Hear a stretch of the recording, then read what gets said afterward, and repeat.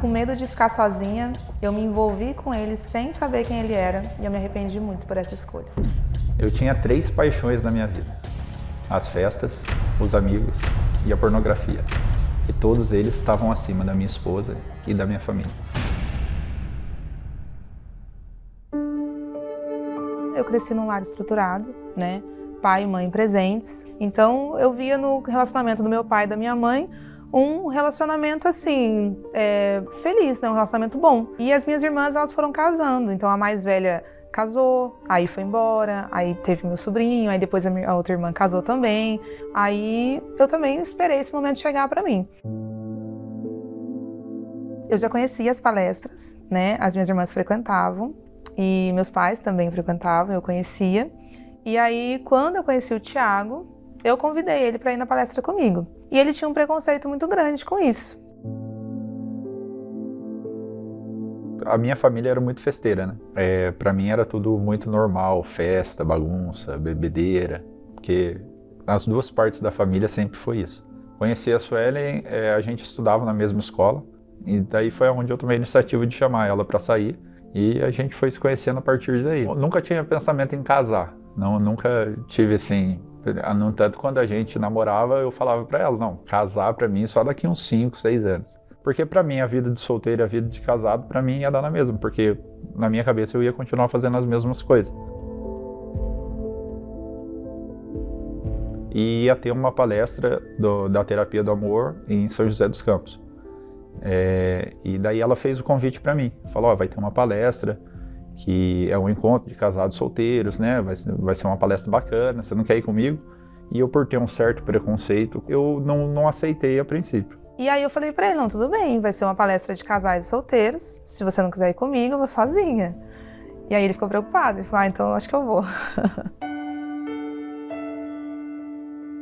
Durante o nosso namoro, ele já apresentava alguns sinais, né, que às vezes a gente, muito dependente emocionalmente, apaixonada, não quer enxergar, mas ele já mostrava sinais de que ele era muito diferente de mim. Eu era mais voltado pra bagunça, amizade, bebedeira, ela já era mais de casa, mais uma mulher mais centrada, mais organizada em si, e eu não tinha essa organização nenhuma. O meu era só festejar e tá tudo certo. Então, várias vezes eu pensei, esse relacionamento não tá legal, mas eu tinha esperança de que nessas de vez e nunca que ele ia na palestra comigo, ele iria mudar com o tempo. Com o tempo ele vai mudando, ele vai, né, aprendendo e vai melhorar. Mas não foi bem isso que aconteceu, a gente foi levando o relacionamento assim, e nós noivamos e nos casamos. Só que quando a gente casou, o Thiago, ele sempre falava durante o namoro, olha, quando a gente casar, essas regras do seu pai vão acabar, eu não vou mais nessas palestras aí que tem que ir, e acabou esse negócio. Só que eu achava que não ia ser verdade, né? Que ele tava falando da boca pra fora. A hora que tava terminando a festa de casamento, eu cheguei nela e falei, a partir de agora a gente não precisa mais frequentar palestra. Não esquece esse negócio de palestra, esquece esse negócio de tudo. E o que eu falei, eu cumpri.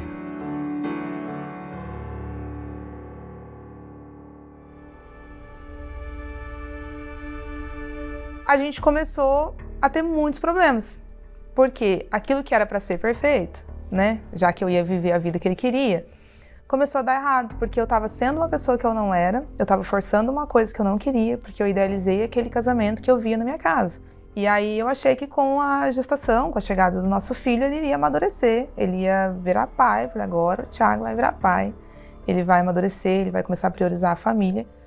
E não foi bem assim que aconteceu. E para mim era tudo muito normal aquilo, né? Eu sempre cresci vendo aquilo, então para mim eu achava que ela estava reclamando de barriga cheia. Ele não via a nossa família como prioridade, ele continuou querendo viver a vida de solteiro dele, continuou querendo festa, balada, bagunça, e aquilo começou a causar uma frustração muito grande em mim.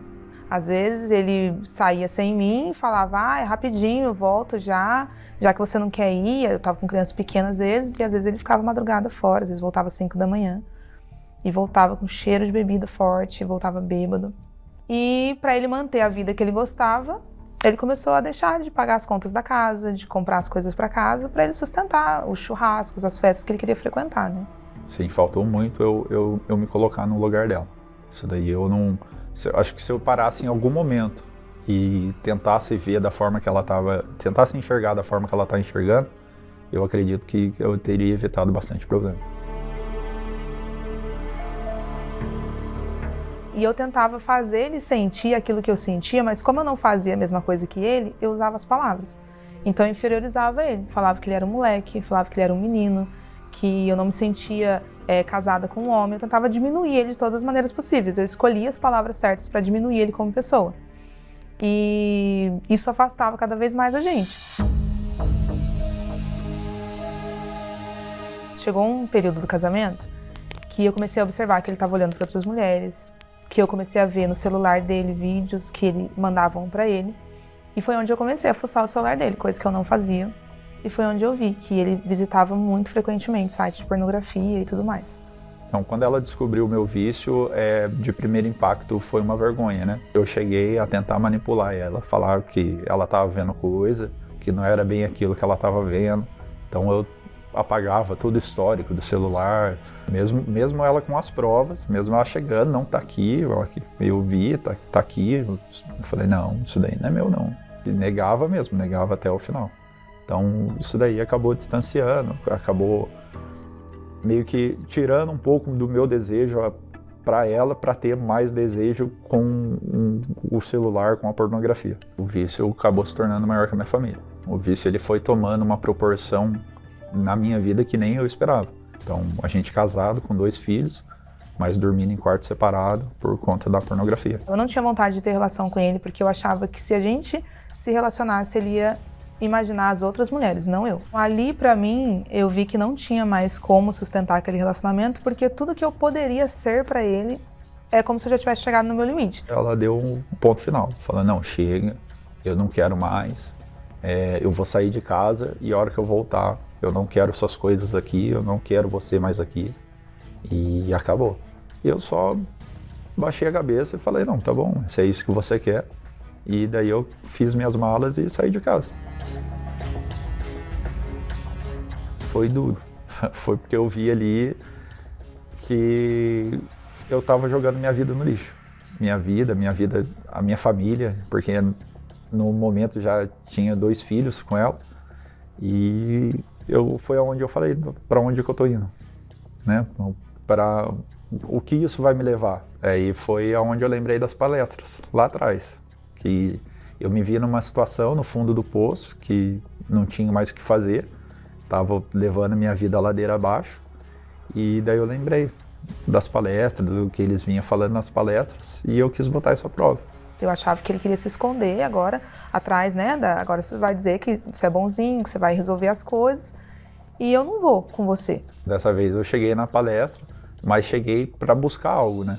Porque nas outras vezes que eu fui, eu ia meio que por uma obrigação, né? Por uma imposição. Não, você tem que ir comigo, a gente vai, mas prestar atenção e botar em prática. E fazendo as mudanças de hábito que eu tinha. Então, se eu tinha um hábito que me levava a assistir a pornografia, eu comecei a trocar esse hábito. E aí um dia ele falou pra mim assim, olha, se você quer e eu não quer, ele falou, eu não posso fazer nada, mas eu tô indo por mim, não pra voltar com você. Eu tô indo não é pra voltar com você, não é pra reatar o nosso casamento.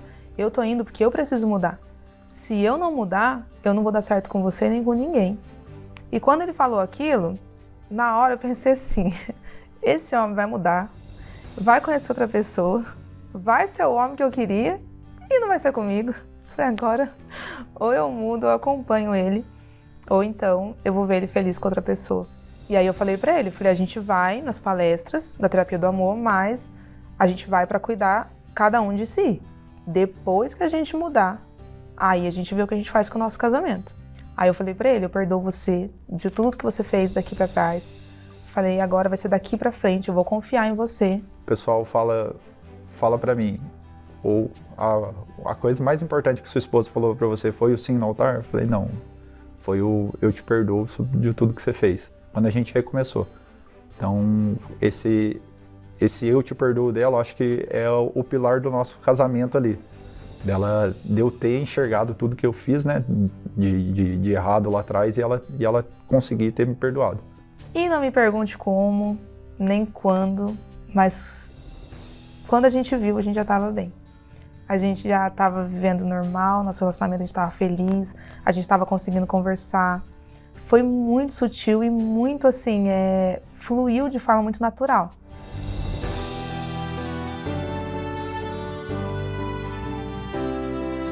Meu marido, eu achava que esse homem nunca ia mudar. Eu achava que não tinha jeito, porque ele não entendia, muitas vezes que eu falava. E hoje eu vejo a pessoa que ele é, o pai que ele é, o marido que ele é.